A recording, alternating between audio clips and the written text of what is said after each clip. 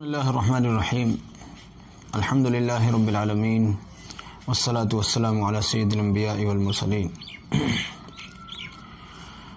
آج کل ایک سوال بہت زور شور سے اٹھ رہا ہے اور لوگ اس کو لے کر بہت پریشان ہیں، اور ان کی پریشانی جائز بھی ہے، اور پریشانی ہے کہ نماز عید الفطر سے متعلق کیا ہوگا۔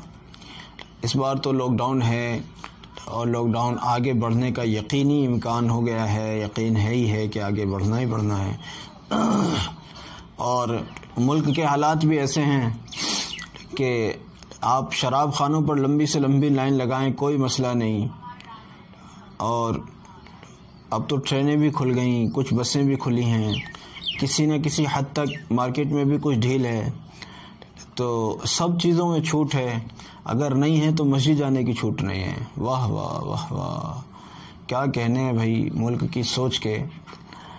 جہاں سے بلا ختم ہو سکتی ہے، جہاں دعا مانگی جا سکتی ہے، اس جگہ جانے کی اجازت نہیں ہے، اور جہاں سے بلائیں الٹا لوٹ کر آتی ہیں اس شراب خانے میں جانے کی کھلی اجازت ہے، کوئی مسئلہ نہیں۔ آپ جا رہے ہیں کہیں اور پولیس نے آپ کو روک لیا ہے، میں نے دیکھا ہے لوگوں کو کہ انہوں نے خواہ بھی کہہ دیا کہاں جا رہے ہو، کہ جی شراب خانے، ٹھیک ہے جاؤ۔ کیا اتنی چھوٹ آپ کو مسجد جانے کی ہے؟ بہرحال یہ تو ایک ایسی بات ہو گئی۔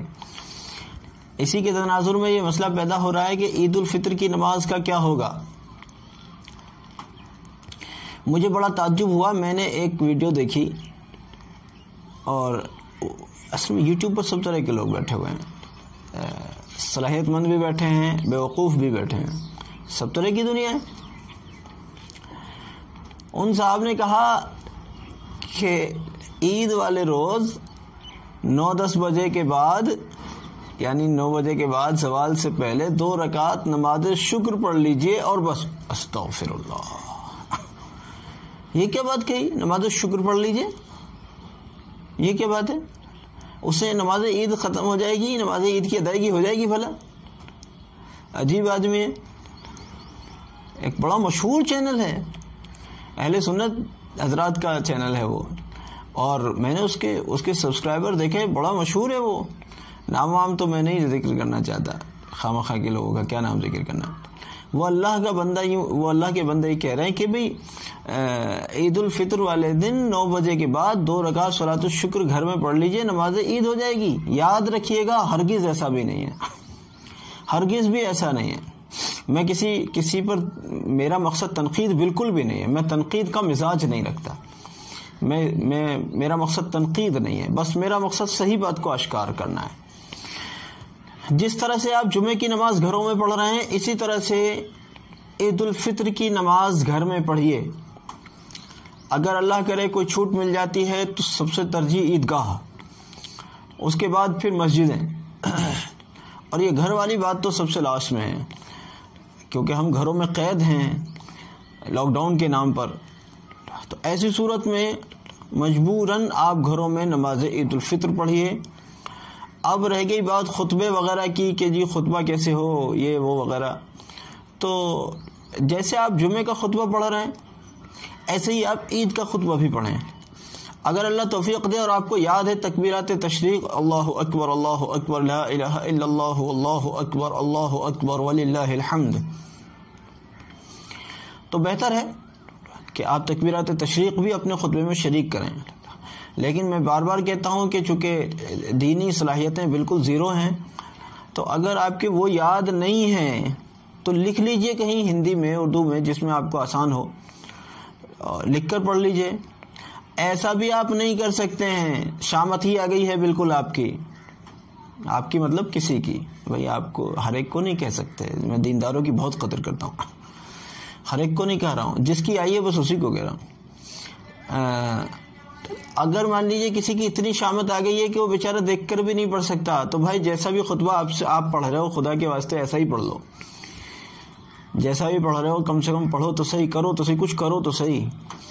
بہرحال نماز عید الفطر ادا کرنی ہے، نماز عید الفطر ادا کریں، نماز عید الفطر اپنے گھروں میں ہی پڑھیں اس صورت میں جبکہ کوئی ڈھیل نہیں ملتی ہے۔ لیکن اگر اللہ کا فضل ہو جائے، اور اللہ کے فضل سے اگر کچھ چھوٹ مل جاتی ہے تو پھر اس چھوٹ کا فائدہ اٹھاتے ہوئے ضروری طور پر مسجدوں کی طرف، عیدگاہوں کی طرف رخ کرنا ہی ہوگا۔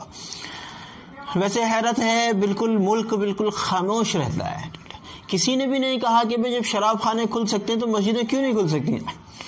کوئی ایک آواز بھی ملک میں، بس سب لوگوں کے دماغ میں ہوتا ہے فلانے علماء کریں گے، فلانے عالم کریں گے، باقی کیا سارے کے سارے، کیا کہوں میں، تعجب ہے مجھے، میں کچھ کہہ بھی تو نہیں سکتا، زبانیں ہی آزاد نہیں ہیں، زبانیں آزاد ہی نہیں ہے ہماری، ہم کچھ کہہ بھی نہیں سکتے۔ سب سے پہلے ہمارے سروں پر جوتا ہمارے اپنوں کا ہی ہے، دوسروں کو چھوڑ دیے، دوسروں سے ہم کبھی بھی نہیں ڈرتے، ہم تو اللہ سے ڈرتے ہیں، لیکن ہم سب سے بڑا جوتا ہمارے اپنوں کا ہی ہمارے سر ہے۔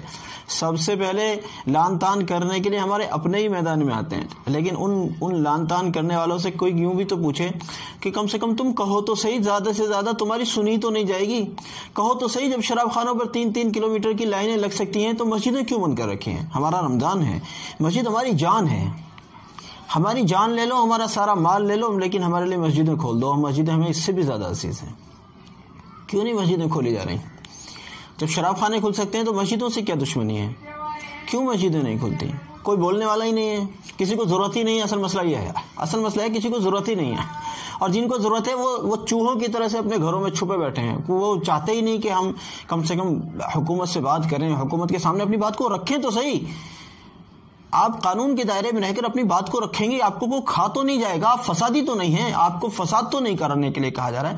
فساد تو بری چیز ہے، نعوذ باللہ، ہم بالکل فساد کے قائل نہیں ہیں، ہم بالکل فساد کے سپورٹر بالکل بھی نہیں ہیں، 0.5% بھی فساد کے قائل نہیں ہیں، اور جو فسادی ہیں وہ خود جانیں، ہم فسادیوں کے ساتھ بالکل بھی نہیں ہیں۔ لیکن پرامن طریقے سے کیا آپ اپنی بات کو نہیں کہہ سکتے؟ چوہوں کی طرح سے گھروں میں گھسے ہوئے ہیں، ہمیں کھا جائیں گے لوگ اگر ہم نے یوں بھی کہہ دیا کہ جی شراب خانے کھل گئے تو مسجدیں کیوں نہیں کھلتی؟ ٹھیک ہے، جب ہم نے چوہوں کا لباس پہن لیا ہے تو پھر بیٹھیے گھروں میں، پھر مسئلہ ہی کیا ہے؟ کم سے کم ہمیں بات کرنی چاہیے، اپنے حکام سے بھی بات کرنی چاہیے، ہمیں ان کے سامنے بات رکھنی چاہیے۔ زیادہ سے زیادہ یہ ہوگا وہ کہیں گے نہیں صاحب قبول نہیں ہے، ٹھیک ہے کوئی بات نہیں، ہم نے اپنی کوشش تو کر لی نا، اللہ کے حضور کم سے کم منہ دکھانے کے لائق کام تو کر لیا ہم نے۔ اللہ رب العزت ہمیں توفیق دے۔ السلام علیکم۔